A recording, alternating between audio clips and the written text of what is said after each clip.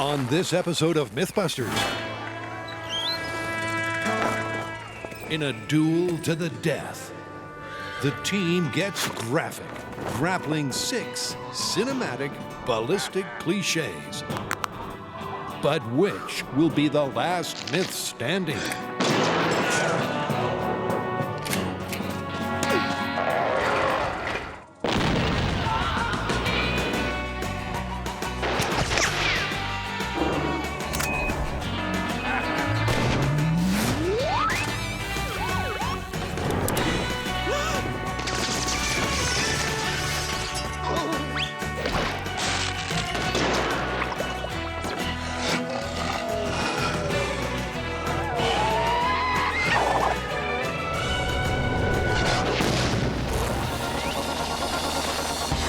Are the Mythbusters Adam Savage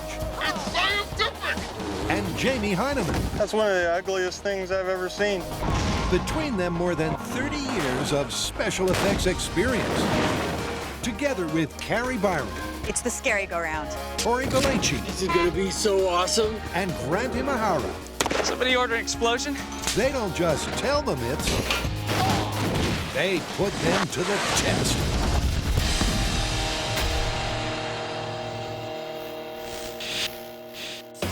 Buckle up your bandolier, because this is Bullet Baloney. In a feast of 6 sensational firearm fables, the team busts out their weapons of mass deduction. It's for science.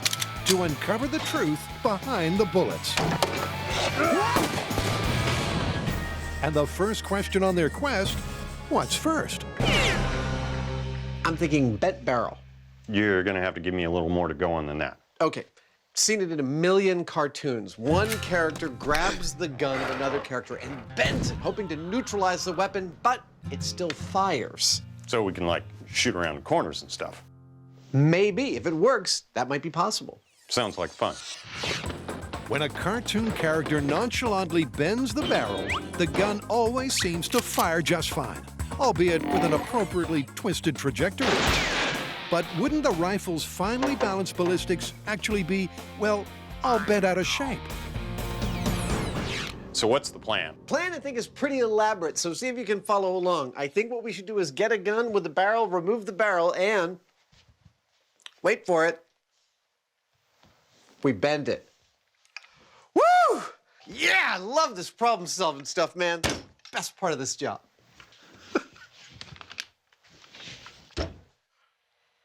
Genius. Thanks. As Adam Savant Savage said, it's a pretty simple plan. Awesome.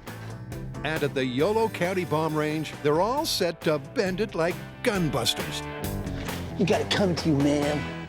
We already know that it's possible to shoot a gun with a bent barrel. The Nazis did it in World War II with a thing they called the Krumlauf. But the Krumlauf was engineered specifically for that purpose.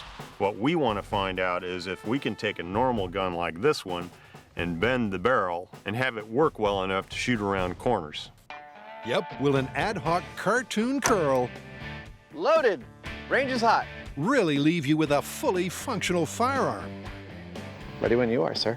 Well, first up to find out is a straight shooting control. And 3, How far into a block of ballistics gel 2, will the bullet penetrate? 1. There you go. That was neat and pretty. Let's go check it out. Okay.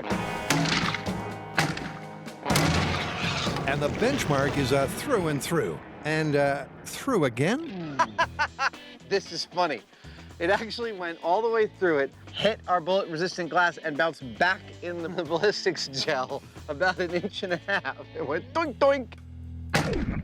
Now that we've got our control of the straight, unmodified barrel shot through the ballistics gel, it's time to remove this barrel from the rifle, give it a 45-degree bend, we're thinking a gentle bend, and see if bullets come out of it, and if they do, how far.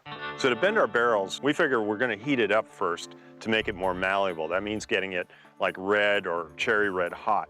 And to do that, we've got a sword forge, which for some reason Adam just happened to have. I didn't just happen to have it. Since I've always wanted to learn sword making, I've been admiring these sword forges for a while, and I was looking for an excuse to buy one, and this episode was the perfect excuse. So I didn't just happen to have one, I happened to want one. Of course you did. Let's fire it up. Okay. So what exactly is a sword forge? As its name implies, it is a forge. Perfect. An extremely hot oven in the thousands of degrees for manipulating metal for making swords. Here we go. In a few minutes, we should have some delicious gun barrel to eat. And it's perfect for our purposes. It's getting there. It's powered by 5 gas jets of propane. Once that gets cherry red, we'll pull it out and bend it to the angle that we need. Oh, yeah. Oh, it's moving, look at that. Right? And with the barrel pulled to a perfect 45 degrees, Excellent, let's let it cool. then quenched,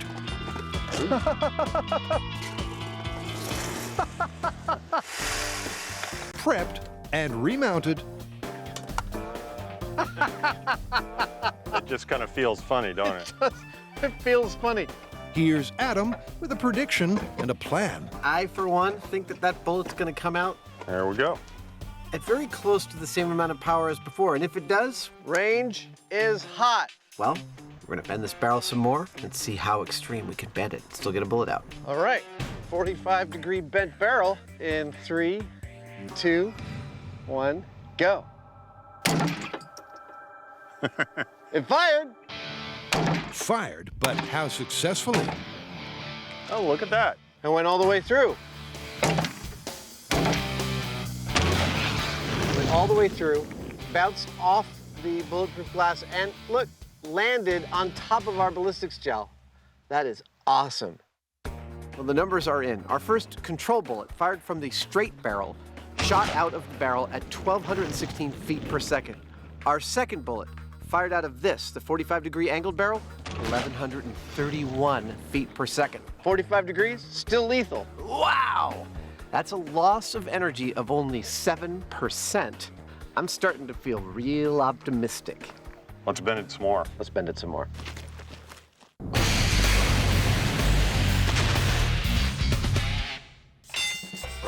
Roll up. The Mythbusters Carnival of Ballistic Carnage continues. Okay, so what do we got? Well, we couldn't do an entire episode on bullets without doing another installment of What is Bulletproof? All right, so what's the plan? Actually, we have a carnival-style shooting gallery waiting for us at the gun range. Ooh, I get to relive my childhood. Yep, no collection of guns and ammo would be complete without a stroll down Bulletproof Lane. I can see you. Over the years, the team has uncovered some life-saving surprises. Holy cramoly. But life-saving firearm folklore Fine day for a shooting gallery. is the gift that keeps on giving. We are here at the Alameda County shooting range to test what is bulletproof. Now, a lot of these items people have said have stopped bullets and actually saved their lives. And that is what we're gonna test. The best part is, we have a shooting gallery to set everything up in.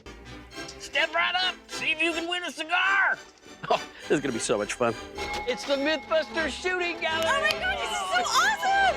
That's crazy. All right, first item up, tape measure. Who gets to shoot first? Me. I think he wants to go. I get the gun. This is so cool. So I actually have heard of this one. It goes way back. Contractor has a tape measure in his pocket. He is shot, and the bullet doesn't make it through and protects his heart. All right, you guys ready? Ready. So we're gonna start out shooting this with a 22. If it does make it through, we're gonna increase the caliber. This should be fun. So Grant steps on up and takes aim to tag one of the moving tape measures and test its bulletproof qualities. But it takes a few shots before he gets a direct hit.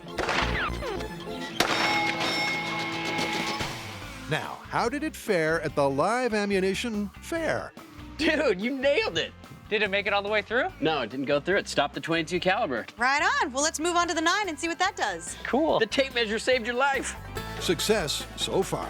But Okay, ready for 9mm? Absolutely. All right. a bulletproof material would be expected to stop any handgun. not just a low-velocity 22. Definitely hit that one. So what happens when the stakes are upped? It went in there, but didn't come out. No way! 9mm, it stopped a 9mm round. This is absolutely astounding. A 22 didn't make it through this, and this is a regular tape measure. A 9mm didn't make it through. This is not a lot of steel here. Here we go. But you know what? Next up is the 40 caliber. And unfortunately, Nice shot, right in the middle. I think that's where the tape measure is going to lose. All right, so it looks like the tape measure stopped the 22, a 9mm, but not a 40 caliber. This one is busted. Busted.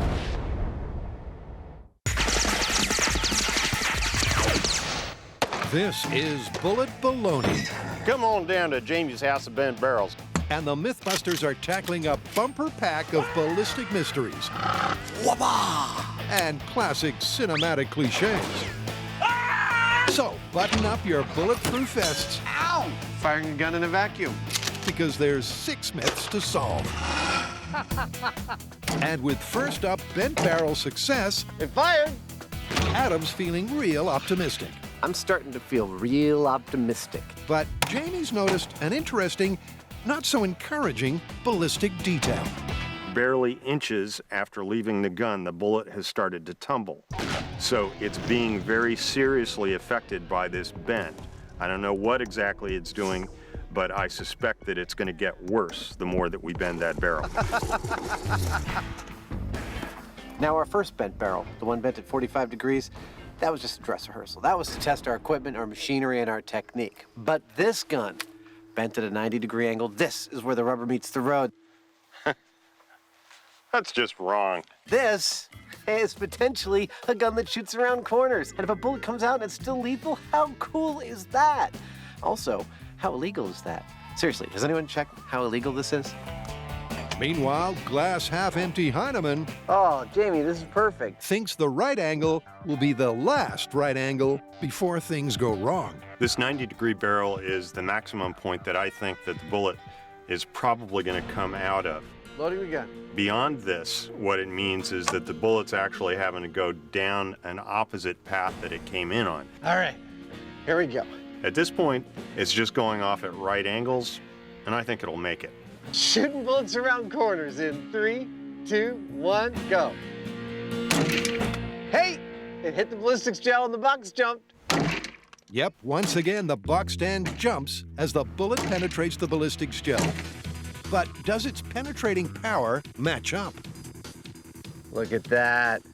That's still a significant hit. It is a significant hit. It's slightly less than the middle one, but it went all the way through the ballistics gel. That puppy's lethal. And that's a conclusive result. We shot a gun around a corner. Our 90-degree barrel worked perfectly. In fact, the bullet left this barrel traveling the exact same speed as it left the 45-degree barrel. Now I'm feeling real optimistic. On that note, we'll be right back after a short word from our sponsors. Come on down to Jamie's House of Bent Barrels. We got a gun that'll shoot whatever you want. Duck hunting, fishing, heck, it'll shoot things you can't even see. Only $19.95, curved ammo not included. Welcome back. We've been testing the idea that a gun can suffer a bent barrel yet still fire its bullets effectively. That is awesome. Emboldened by these results, we went then to a 90-degree bend and found that it absolutely shoots with only 7% less energy than a straight barrel. We shot a gun around a corner. But this isn't enough for us. No. We now want to bend this barrel even further and find the limits There we go. of how effective a bent barrel can be. I'd say that's good. That's a nice, gentle bend. Or how bent an effective barrel can be. I guess both. 135 degrees. That's a serious bend. Yep, with the muzzle facing a comical 135 degrees away from the barrel's base, I'm confused. if the bullet makes it out with lethal intent, Range is hot. the myth will have exceeded even the most optimistic expectations. 135-degree bent barrel in 3, 2, 1. I saw the box jump. I guess that means it came out. Whee! Came out, went in, Oh, it went all the way through the gel. and proving its deadly force, came out again. That's astonishing to me. I thought that by the time we got to 135, it was going to be going halfway through. To remind you, with the straight barrel, the bullet was coming out at 1,200 feet per second. Now with the barrel bent at 135 degrees, the bullet's coming out at 1,050 feet per second. Now that's not a whole lot of reduction. Who would have thought it? According to an earlier prediction, not Jamie, question is, can the gun confound all expectations and go the full comedy curve? This barrel is going all the way, 180 degrees. This gun that we're about to put together will shoot the guy who's holding it or someone standing behind him. Almost there.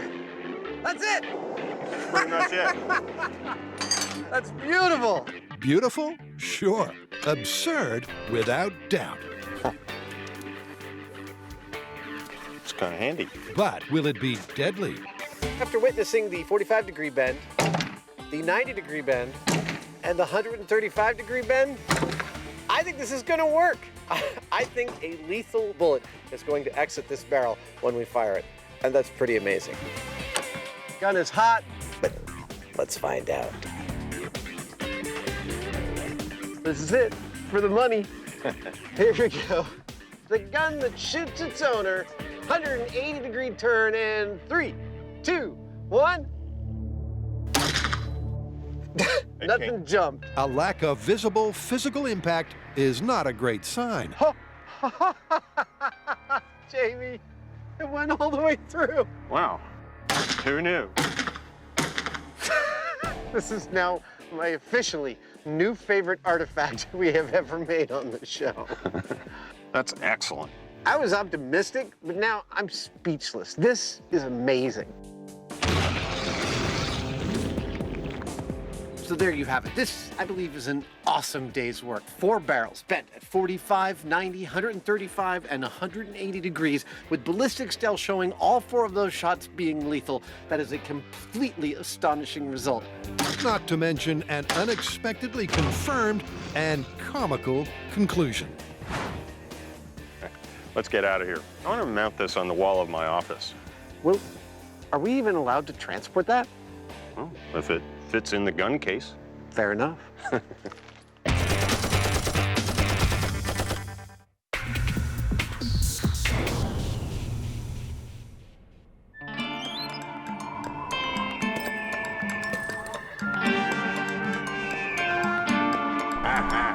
When you're slow on the draw, an innocuous everyday object might just save your life.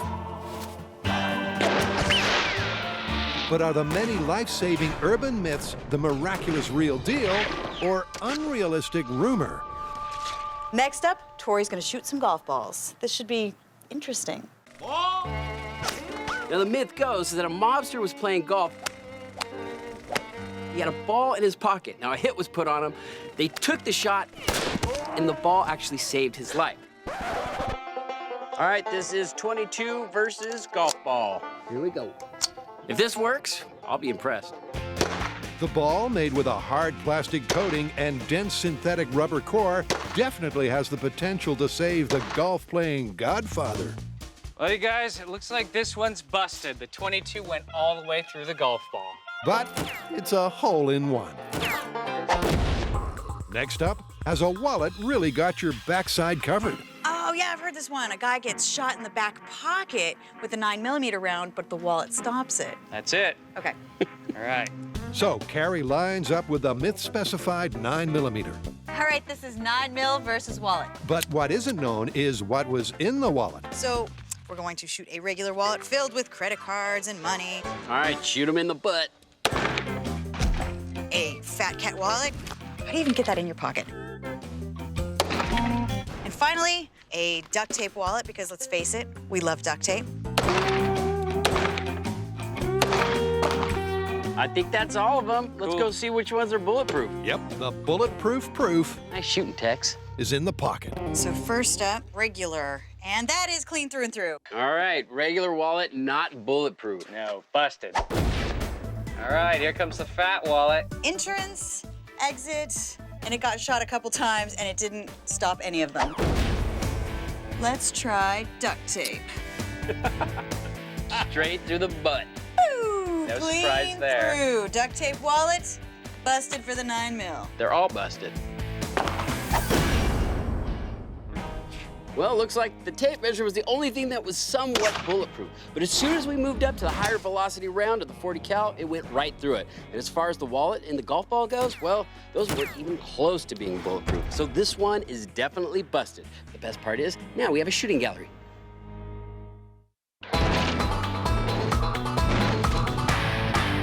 Sit down, strap in, and stand by. Bullet Baloney continues. All right, this one is a fan favorite, the shotgun spear. Oh, you mean from the movie The Gray? Yeah. There's a bunch of guys hanging out in the forest. There's wolves that want to make dinner out of them. They've got a bunch of ammunition, but nothing to shoot it with. Yes, and so what they do is sharpen some sticks, they harden the tips in a fire, and then they duct tape them to the shotgun shells with the tip pointed at the primer. Bang stick. Right, and the idea is when the wolves come into the camp, they poke the stick, the shotgun shell goes off, injuring the beast, and then the animals take off running. All right, who wants wolf burgers? This should be a pretty simple plan. We copy their technique, see if it works. Boomstick. So, how do you get a stick to function like a shotgun? Well, it has to do with the shell, and specifically the primer. See, in a shotgun, there's a pin called the firing pin. That strikes the primer very quickly with a lot of force. That ignites the primer, and that in turn ignites the gunpowder. So, if you can find a way to use the stick to hit the primer fast enough and with enough energy, you can get the shell to go off. The movie's mythical technique is to use a sharpened, fire-hardened spear made of Alaskan hardwood as a replacement for the firing pin. Okay. You shall not pass! Seriously, this is the best day at work ever. And the shotgun shell's primer is taped right on the point, ready to blow. Okay, so that's it for my shotgun spear. Now all I need is a wolf.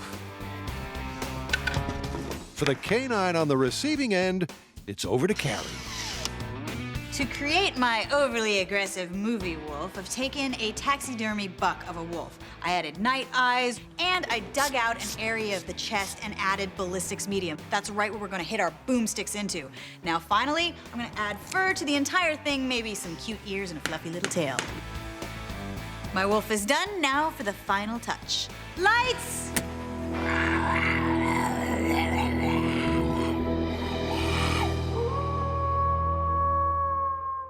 So for the simple setup, it's down to the bomb range with a lifelike lupine target and a movie-accurate shotgun shell on a stick. That is one pretty wolf. Now, for this myth to be plausible, we need to see two things. One, we need to see the point of the stick actually fire off the shotgun shell. Get ready for the pain. And two, we need to see some kind of damage that would cause a wolf to be repelled. My feeling is, this isn't gonna work. I would just poke at it with the stick. Doink, doink, doink. Kids, that's what you call forced perspective. How's that for science? For this definitely do not try at home myth, the blast shields are raised That looks stable. with a boomstick-shaped hole to poke through. Well, that ought to do it. Down, boy! And Grant is all set to stick it to the pooch. You know, as much as I want these to work, I'm kind of rooting for the wolf. In 3, 2, 1. A lot of anger, not a lot of bang. Yep, a clean hit, and the shotgun shell remains decidedly undetonated. But Carrie decides Hit him harder. Grant just wasn't desperate enough.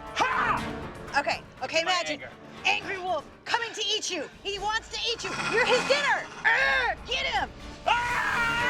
Ooh, that was a really good shot right to the chest. That was a solid hit. You can't get any better than that, and still the shotgun shell didn't go off.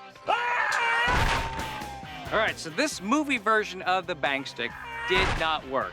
I opened it up, and I found that I did, in fact, make contact with the shotgun shell. But unfortunately, it blunted the tip. So we need to go back and rethink this. And Probably find a harder wood. It's time for Plan B.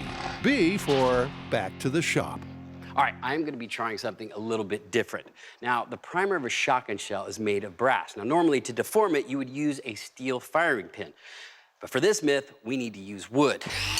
Now, brass has a Bernal hardness of 60, so we need a wood that is harder than that. I have to sharpen it using a steel grinder. What I have here is Ipe. Now, this is a Brazilian hardwood. It has a Bernal hardness of 80. This is the hardest wood I've ever worked with. So this theoretically could be used as a firing pin. Back at the bomb range, Tori, with his hardwood in hand, Oh yeah, it's my boomstick. To make it work. attaches the shotgun shell to the spear. And he's ready to fight for his life. All right, this is Ipe hardwood boomstick. In 3, 2, 1. You hit it hard enough to break your stick. That was a good hit, man. A good hit, but still no fireworks. The primer's dented, but it wasn't enough to set off the shotgun shell. But the team isn't ready to give up just yet. In keeping with the MacGyver-like myth, they're going to improvise. So there's one last possible scenario that's in the realm of reality. Say they found a little sharp piece of metal or a screw or a nail or something from the plane, Ready to nail it? and then used that to try to hit the primer. Here we go. In 3, 2, it's kind of like playing pool. 1. It worked! It worked! Yes! Just like it says on the tin, the boomstick went boom. Groovy. But did it do any damage? It didn't make it actually through the fake fur. Without the gun barrel to contain the blast, the energy disperses and the ballistics gel is unscathed. So, for protection from the pack, save time and stick to a pointy stick. I mean, if I had a choice, I would have gone with just the plain spear because this is just going to make him angry. The spear might actually kill him. Spear's a great weapon. It's worked for thousands of years. Busted. Busted.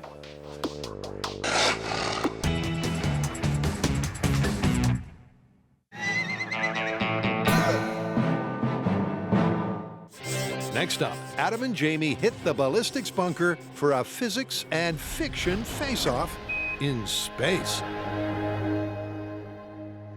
Dude, I think we should test how much of a deterrent that sound is. It's pretty distinctive. Totally. So what's next? Well, apparently it is impossible to fire a gun in space. You mean like in a vacuum? Exactly. I think we got to test it. I've always wanted to go to space. Me too. Guns in space. What could possibly go wrong? Although Hollywood would have us believe otherwise, the prevailing theory is that a gun will fail to fire in space for two reasons. First, the lack of air and atmospheric pressure in the vacuum of space may cause the slug to deform. Second, without oxygen, the primer can't ignite the propellant. And to test these theories, Adam and Jamie need to fire a gun in space. Down here on Earth. To do that, Yeah, baby! they're building a bulletproof vacuum chamber. Nice. And although it might seem simple, it's far from it. Technically, this is not that difficult a problem to solve. Building a vacuum chamber is pretty straightforward. But doing it where every single piece weighs at least 60 or 70 pounds and using a weld bond glue like you build a large aquarium, it's terrifying. That means that all of my orientations and clamps have to be just perfect in order to get the seal that I'm looking for. It's going to be beautiful. I hope so. This was nerve-wracking. The chamber is a time-consuming, technically challenging, mission-critical piece of equipment. Awesome. Not to mention a magical stage prop. You know, it looks like we're about to make a big stage illusion magic trick. Yeah. Like, we're gonna put a lady in here and she's gonna turn into a tiger. Wabba! And once Jamie inserts a pressure gauge, their soon-to-be sealed chamber is ready to have all of its air removed, every single atom. But first, a test fire. This is a real pistol, and we're about to fire it in our shop. Now, setting up a gun to be fired by a remote control is always fraught with some dangers, and we are removing those dangers in the following way. 1, our entire vacuum chamber is made of bullet-resistant plastic. 2, we have an extra piece of bullet-resistant plastic at the end of this chamber for the bullet to land in. 3, we're gonna have a piece of steel behind that extra piece of bullet-resistant plastic. 4, our gun is mounted firmly in a gun rest meant to hold it. 5, we are only using 1 bullet. All right, Jamie, I'm ready to load. Are you ready? I'm ready. There's a couple of others, but they don't really matter. Before we pull the trigger on this gun in the vacuum, we're going to fire the gun in the vacuum chamber without a vacuum to be able to compare the two. In 3, 2, 1.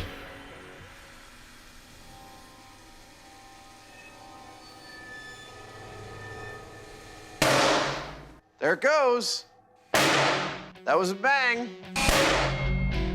Well, seemed to work pretty well. Indeed. They've tested the remote firing mechanism, captured it on high speed, and have a slug impact on the backboard to compare. It's time to reload Gun is hot. Range is hot. and suck some air.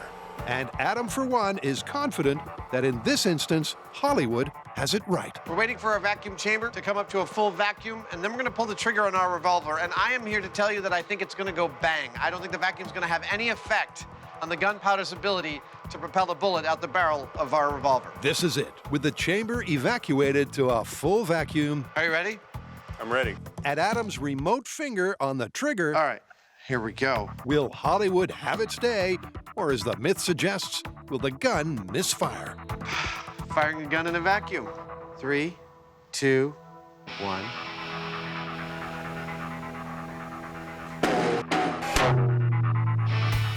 There it is. There it is, successfully shot. That gun fired in a vacuum. It did. The images are spectacular. Wow! And the details fascinating. I swear, if I just saw this footage, I would totally believe that it was a special effect. It doesn't look real. Yeah. Amazing. But exactly what happened? Cue forensic duo Doctors Hyneman and Savage. Now that we know a gun can fire in a vacuum, the question arises, does the bullet behave any differently in the vacuum than in the air? We might posit that the bullet would move slower in the air because the air provides resistance where the vacuum provides none. And in fact, we did find a very minor difference. The bullet in the air traveled 5% slower than its partner in the vacuum. That's not a big result, but it is also borne out in a tiny way by the bullets that we found embedded in the glass. The bullet in the vacuum made a slightly larger pressure ring in the glass than the one in the air. It's a tiny difference, but an interesting one nonetheless. We chose a revolver for this test, and you'll notice in the high-speed footage that a fireball is created around the gun when it fires. Now that's because of the gases coming out of the cartridge to escape. If you look at the vacuum, that fireball is much, much larger.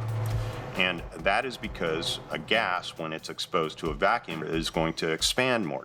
And that makes me think that if you had an explosion in space, like you've seen in countless sci-fi movies, that explosion would be much larger than it would be under normal atmospheric pressure.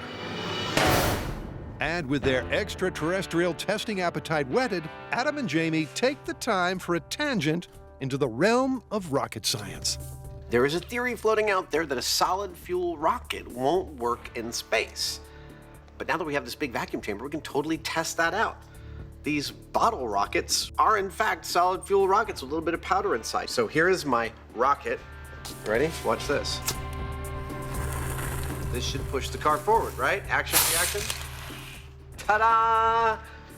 If that works in the vacuum, then we might have busted another myth in this episode. What are the odds? Perfect. T-minus 10, 9, 8, 7, Rocket firing in a vacuum in 3, 2, 1, 0. Ignition. Liftoff. Hey! It happened so fast I wasn't looking. It worked. Solid rockets work in a vacuum. Let's look at the high speed. Why not? This is a rocket in a vacuum. Watch it go. Liftoff. 30 minutes after the hour.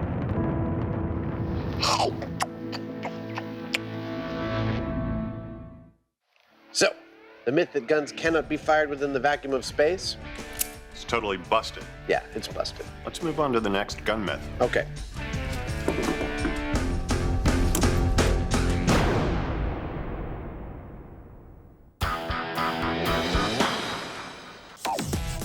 Up next, Tori sets his sights on the lights. All right, Tori, so you brought us to the gun range. What's the myth? Now, you've seen this in so many Hollywood movies where somebody shoots out a neon sign and sparks go flying everywhere. Yeah, just like this. All right, so that was pretty Hollywood. Good old special effects. I think we're gonna have to make some more neon signs. We're gonna test this one for real. And get some real guns, and then we can shoot them. This is gonna be awesome. A Hollywood downtown showdown wouldn't be complete without obligatory neon sign fireworks. But is this light show a complete fiction? Will it really fizz and spark without special effects fakery? Now, the way they create sparks in the movies is by using a paintball gun and a paintball round that has zirconium and an abrasive substance. When they fire it through the gun and it hits its target, it creates a spark. But we're gonna see if we can create a spark without the help of special effects. So, first up, Carrie goes into the light store for a little light learning. This is Shauna. She's gonna help me make a neon sign. Now, a neon light is not that different from a fluorescent tube. Woo! You ready? Think so. A neon light uses high voltage to propel a current through a tube that's filled with low-pressure noble gases, like neon, which gives us that sort of orangish red glow. Different gases will give you different colors of light. Oh my God, I love this. This is so cool. Yep, it's physics fireworks. High voltage causes electrons to flow through the tube, bombarding the gas atoms. The resulting energy is given off in the form of light, and the color or wavelength of that light is specific to the gas in the tube. It's gorgeous. And with her two themed neon signs sealed, Carrie delivers them to a familiar and warranty-voiding location, the gun range. So we're back at Target Masters West with a custom-made neon sign. Pink? Yeah. Did you pick the color? Of course I did. Cute. We got a bunch of guns. We're gonna shoot it and see if doing so actually produces spark and flame like it does in the movies. All right, you guys ready for this? Neon sign versus 9mm handguns? Let's see if it sparks. In 3, So will the combination of high voltage, vacuum-sealed neon gas 2, and live ammo provide the spark the myth requires? 1. No. Well, we hit it, but no sparks like Hollywood. No, it's absolutely nothing like the movie. A result Shotgun. that's double busted. It's for science. When the guys pull out the big guns. All right, we're hot. In 3, 2, 1. Get some. All right, it doesn't matter if you have a shotgun or a pistol. You fired a neon sign, you're not gonna get the sparks that you get in a Hollywood movie.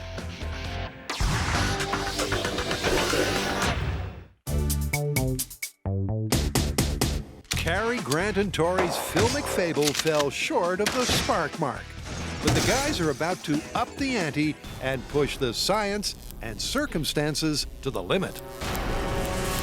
So we didn't exactly get the result that we were looking for from shooting actual neon signs, but I think the problem is that we couldn't complete the fire triangle. You need oxygen, which is plentiful in the air, you need a source of ignition, and you need a combustible fuel. For example, maybe you had an old-time transformer, like this one, and it had faulty wiring, like this. Suddenly, you have a source of ignition. Now, neon tubes are filled with noble gases, which means they don't combust. But certain signs have had impurities added to them to change the color. Impurities in the form of combustible gases. So a bullet comes along, hits the sign, releases the gas, and all three things combine for flame. So if this diabolical combination doesn't spark the myth into life, clearly the writing's on the floor. So what kind of store did you get this sign from? Roofing store. I think she's playing with us. With this sign specially commissioned and filled with highly flammable hydrogen, Grant does the worst wiring job he possibly can. Welcome to high voltage hell. That's right, I've created several Jacob's ladders, which are just basically traveling arcs. These are 12,000 volts each. There are 3 of them, 36,000 volts. If anything is going to ignite that flammable gas, this is it.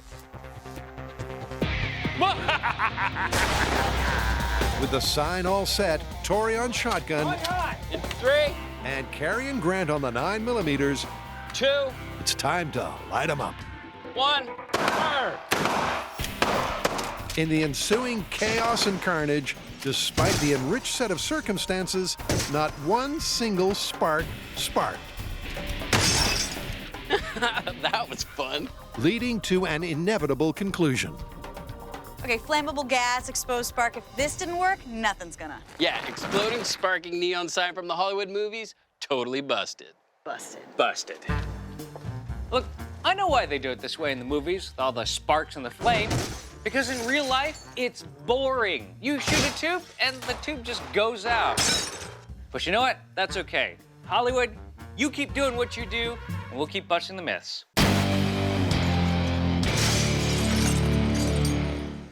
For the final round in the bullet baloney chamber comes a myth best served hot. Okay, we got a story about a guy running from the police through the back kitchen of a restaurant when he decides to ditch his gun into a hot deep fryer. Don't tell me, it goes off. Exactly. I think we need to deep fry some guns to find out. Sounds tasty. For a not-so-lucky fleeing fugitive, this fast food firearm fable was a high-calorie catastrophe. But Adam and Jamie want to know if a gun firing in a fryer is a high-fat fact or deep-fried fiction. To find out, they've hit the bomb range for a fryer fight. Ready for some deep fried guns? You betcha. I'm hungry. When you want to shoot a gun in controlled conditions, as we've done countless times on the show, in general, you go to a shooting range. But when you want to shoot off a gun in uncontrolled conditions, i.e. dropping one in a vat of boiling oil, well, then you want a place that's a little more remote. And that's why we've come to this, the Yolo County Bomb Range in Davis, California. They've got a shooting range with a very wide exclusion zone. That means we can conduct our experiments safely here. And as experiments go, That's good. this one's as simple as it gets. A deep fryer, Oh, isn't that pretty? a 9mm handgun, Perfect. and soon-to-be hot oil. So the major components of this experiment are pretty straightforward, and they're all right in front of you. We've got a 1-foot cube made of steel that holds 8 gallons of canola oil. We've got a pistol mounted solidly in a machine rest on a slider that allows us to safely and carefully lower it down into the oil. Which will be heated up to frying temperature with my propane torch. As everyone knows, it's vital when deep frying to know the exact temperature of your fry oil, and we will know that using this thermocouple whose wire travels all the way back Behind these blast shields where we'll monitor everything in perfect safety. How'd you get here so quick? movie magic. You ready? Yeah. All right. It's time to get down to business, and the job at hand is cooking a loaded gun to see if it will fire in the fryer. Now, there are many different temperatures that restaurants keep their fry oil at, but at the top end, it's about 390, just shy of 400 degrees. So now we wait. That's hot oil. That's the temperature we're gonna be looking for to drop our gun. And temperature is the key to the whole shooting match. Way back, when the guys baked bullets, Hot bullets! Get your hot bullets here! they found the heat from an oven could get a gun to go bang. But now the question is, will the wet oil dampen that detonation? All right, that's 390. I'm gonna shut off the gas. All right, the gun's free. You ready to lower? I really feel strongly that the moment we lower that gun in there, it's gonna go bang. All right, dropping a gun into hot oil. I don't think it's gonna take much more than 10 or 15 seconds. 3, 2, 1. There it goes. There it goes. And there it doesn't. The range is most definitely hot. That heat's working its way towards the bullet. But the gun is clearly not fast food. Now, I was thinking it would go in the first 15 seconds. And as 30 seconds rolls into several minutes, Come on, do something.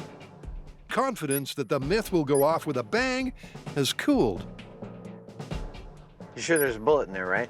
I'm sure there is. Whoa! There it is.